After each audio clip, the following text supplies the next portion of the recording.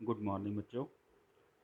आज हम करने वाले हैं सिविक्स का चैप्टर 4, जिसका नाम है कानूनों को समझना। जैसा कि आप देख रहे हैं स्क्रीन के ऊपर, कानूनों को समझना, जैसे कई कानून हैं। शादी की उम्र के बारे में कानून है, मताधिकार यानी वोट डालने का अधिकार, उसके बारे में कानून है, संपत्ति को खरीदने बेचने के लिए कानून है। बहुत से कानून हमारे देश में हैं। तो सवाल ये उठता है कि क्या ये कानून सभी पे लागू किए जाते हैं? और उसका जवाब है कि हाँ, ये कानून सभी के ऊपर समान रूप से लागू किए जाते हैं। एक एग्जाम्पल मैं बताऊंगा आपको। एक सरकारी अधिकारी है जिसके बेटे को अदालत ने 10 वर्ष की जो है वो सज़ा दी, जेल की सज़ा दी। लेकिन जो सरकारी अधिकारी है वो अपने बेटे को बचाने के लिए कुछ ऐसा काम करता है जो कानून की दृष्टि में सही नहीं है। लेकिन क्योंकि हमारे देश में कानून सभी के ऊपर समान रूप से लागू होते हैं, तो उस अधिकारी का, सरकारी अधिकारी का जो किया काम है वो गैर कानूनी हो जाता है। भारतीय संविधान का अनुच्छेद 14 ये कहता है कि कानून के समक्ष जो है सभी नागरिक वो समान हैं। भारत के राज्य क्षेत्र में राज्य किसी भी व्यक्ति को कानून के समक्ष समानता या कानून से समान संरक्षण से वंचित नहीं करेगा। संविधान हमें समानता का अधिकार देता है। सभी लोग कानून के सामने एक हैं, और जो कानून है वो रंग, जाति, लिंग, समुदाय, अमीर या गरीब होने के आधार पर भेदभाव नहीं करता है। स्वतंत्र भारत में सत्ता का कोई मनमाने ढंग से अभ्यास नहीं कर सकता है। सभी लोग कानून लागू करने से पहले समान हैं, और जो कानून है वो अपने नागरिकों के साथ लिंग, जाति, धर्म, रंग के आधार पर कोई भेदभाव नहीं करता है। इक्वल, हम सभी नागरिकों को इक्वल राइट्स, इक्वल मतलब समान, राइट्स मतलब अधिकार मिले हुए हैं। चाहे हम कोई बुज़ुर्ग हैं, चाहे कोई नौजवान है, औरत है, बच्चा है, चाहे कोई विकलांग है, सभी लोग जो हैं कानून के समक्ष समान हैं। All are equal before the law and are entitled without any discrimination to equal protection of the law. All are entitled to equal protection against any discrimination in violation of the Declaration and against any incitement to such discrimination. इसका मतलब यह है कि कानून के समक्ष हम सभी लोग समान हैं, और कानून के सामने हमारे साथ कोई भी डिस्क्रिमिनेशन यानी भेदभाव नहीं हो सकता है। कोई भी व्यक्ति कानून से ऊपर नहीं हो सकता, कोई सरकार नहीं, यहाँ तक कि हमारे देश के जो राष्ट्रपति हैं, जो सर्वोच्च पद पे बैठे हैं, वो भी कानून से ऊपर नहीं है। 1870 का एक उदाहरण पढ़ते हैं, विवेकाधीन ब्रिटिश कानून का उदाहरण। 1870 का संविधान अधिनियम। 1870 में राजद्रोह कानून पारित हुआ था। ब्रिटिश सरकार के, क्योंकि 1870 में हमारा जो भारत देश है वो अंग्रेज़ों के अधीन था, तो ब्रिटिश सरकार यहाँ पे थी। तो ब्रिटिश सरकार का विरोध करने या आलोचना करने वाले किसी भी व्यक्ति को बिना मुकदमे के गिरफ्तार किया जा सकता है। इसी के आगे फिर रॉल्ट एक्ट 1919 में लागू किया गया। असल में हुआ ये था कि 1914 में वर्ल्ड वार, विश्व युद्ध लग गया था, विश्व युद्ध पहला। क्योंकि ये युद्ध असल में यूरोप तक ही सीमित था, लेकिन भारत क्योंकि अंग्रेज़ों के अधीन था और जो इंग्लैंड है वो यूरोप में है, तो इंडिया को भी उसमें शामिल होना पड़ा। 1919 में ये युद्ध ख़त्म हो गया।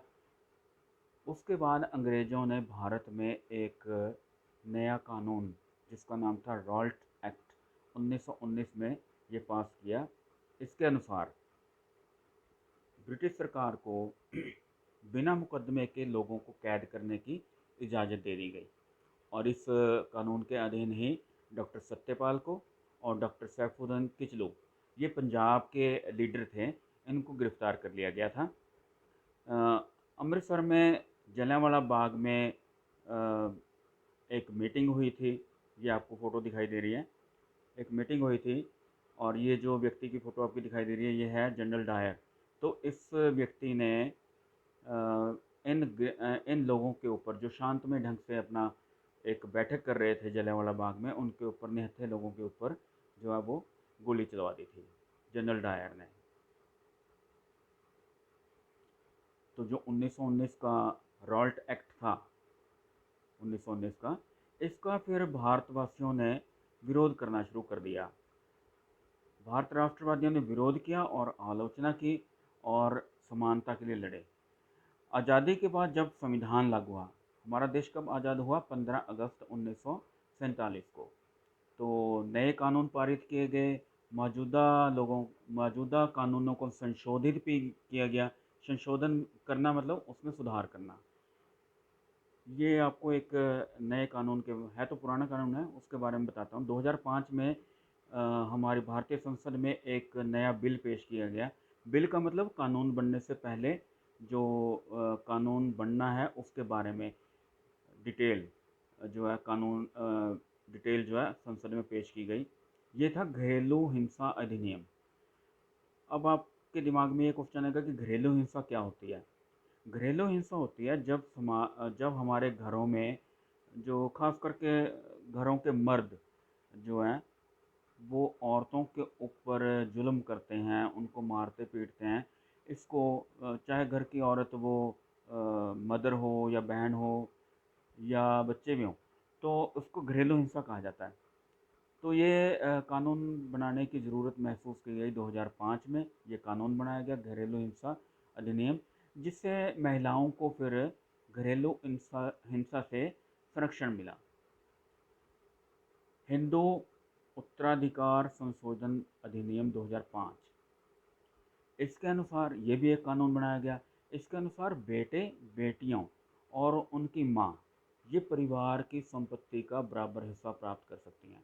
पहले क्या होता था, इस कानून के बनने से पहले जो पिता की संपत्ति है वो सिर्फ बेटे को मिला करती थी। लेकिन अब ये नया कानून बन गया जिसके अनुसार बेटियां, घर की बेटियां जो हैं और जो परिवार की माँ है, उनको भी संपत्ति में बराबर हिस्सा मिलने लगा। अब आपके दिमाग में क्वेश्चन आ गया कि नए कानून बनाए कैसे जाते हैं। ये जो फ़ोटो आपको दिखाई दे रही है, ये भारतीय संसद की फ़ोटो है। ये जो लोग बैठे हैं बीच में, ये हमारे संसद के मेंबर हैं, जिनको एमपीज़, मेंबर ऑफ पार्लियामेंट कहा जाता है। यही लोग कानून बनाते हैं, यानी संसद कानून बनाती है। संसद जो है लोगों द्वारा सामना किए जाने वाली समस्याओं के प्रति संवेदनशील होते हैं। उनको पता होता है कि हमारे लोगों को क्या समस्याएं आ रही हैं। अब समस्याएं कैसे? जैसे घरेलू हिंसा है, दुर्व्यवहार है, सामाजिक, आर्थिक या फिर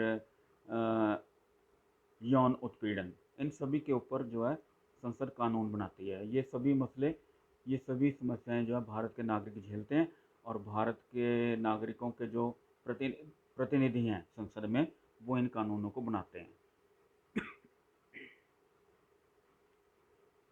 जैसे आपको एक फ़ोटो दिखाई दे रही है, स्टॉप क्राइम्स ऑन वीमेन, यानी औरतों के ऊपर जुल्म बंद करो। और ये जो फ़ोटो आपको दिखाई दे रही है, इसमें आपको समय लग रहा होगा, ये एक मोबाइल फ़ोन है, टीवी है, एक न्यूज़पेपर है, ये माइक दिखाई दे रहा है आपको। यानी इन सब तरीक़ों से जनता जो है अपनी आवाज़ जो है वो सरकार तक पहुंचाती है। और सरकार जब देखती है कि हाँ वाकई लोगों को समस्याएं आ रही हैं, तो उन समस्याओं के हल करने के लिए सरकार कानून बनाती है। 1999 में घरेलू हिंसा रोकथाम और संरक्षण विधेयक का मसौदा तैयार किया गया। 2002 में इसे पेश किया गया। 2002 में जब पेश किया गया तो 2005 में नया बिल बनाया गया, क्योंकि उसमें कुछ कमियां रह गई थी। फिर पेश किया गया और घरेलू हिंसा अधिनियम से महिला संरक्षण का इसको नाम दिया गया, जो कि 2006 में लागू हुआ। अब लोगों की इसमें बहुत अहम भूमिका होती है, क्योंकि वो अपनी आवाज़ दूर संचार के माध्यम से सरकार तक पहुंचा सकते हैं। ये रहे दूर संचार के माध्यम, phone, TV, newspaper, satellite TV, इन सभी से लोग जो हैं वो अपनी आवाज़ सरकार तक पहुंचाते हैं। अलोकप्रिय और विवादास्पद कानून। कोई ज़रूरी नहीं कि सभी कानून जो हैं वो लोगों को पसंद आते हैं या बिना विवाद के होते। कई कानून ऐसे होते हैं जो विवादास्पद होते हैं या लोगों को पसंद भी नहीं होते। कभी कभी कानून पारित होता है संवैधानिक रूप से वैध और कानूनी, लेकिन वो अलोकप्रिय हो जाता है, लोग उसको पसंद नहीं करते, लोग इसकी आलोचना करते हैं, बैठकें करते हैं, प्रदर्शन करते हैं, इसके बारे में लिखते हैं और इसको लागू करने में अनिच्छुकता व्यक्त करते हैं। यदि लोगों का आंदोलन बड़ा हो, इफ़ेक्टिव हो, तो संसद को इसको बदलना भी पड़ता है। तो नागरिकों की एक बहुत बहुत बड़ी भूमिका होती है कानूनों को लागू हो करवाने में, और अगर कोई कानून अलोकप्रिय है तो उसको हटवाने में।